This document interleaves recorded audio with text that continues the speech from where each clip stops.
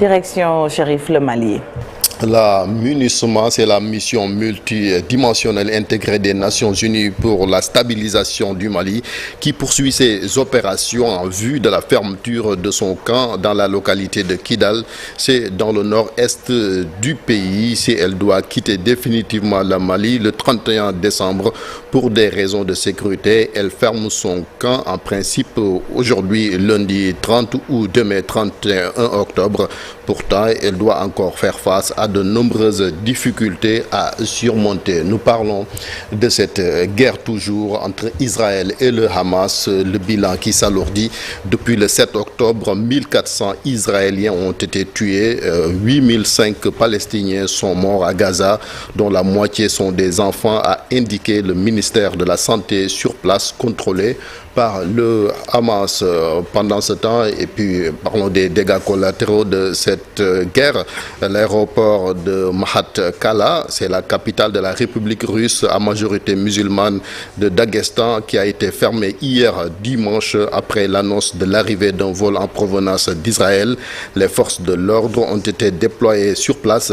Israël a appelé dimanche la Russie à protéger tous les citoyens israéliens et tous les juifs en France.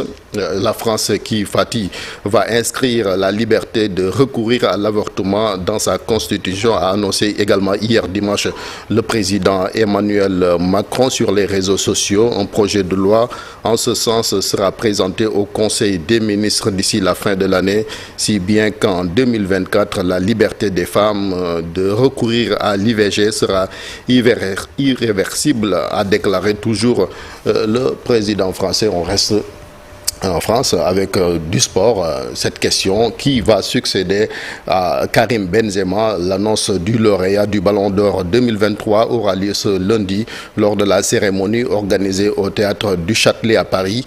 Comme chaque année, la planète foot aura les yeux rivés sur ce Théâtre du Châtelet où se tiendra la cérémonie du Ballon d'Or.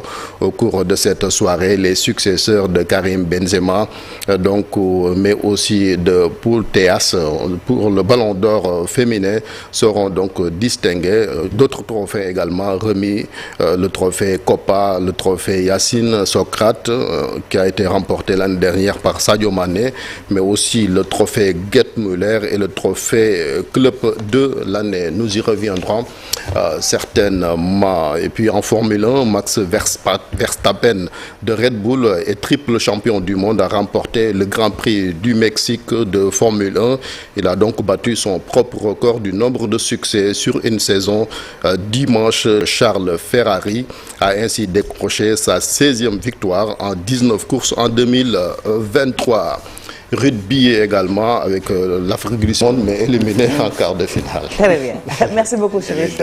C'était la page, l'actualité hors de chez nous. Et puis retenez également que le rappel du jour est consacré à la Palestine, un événement qui s'est passé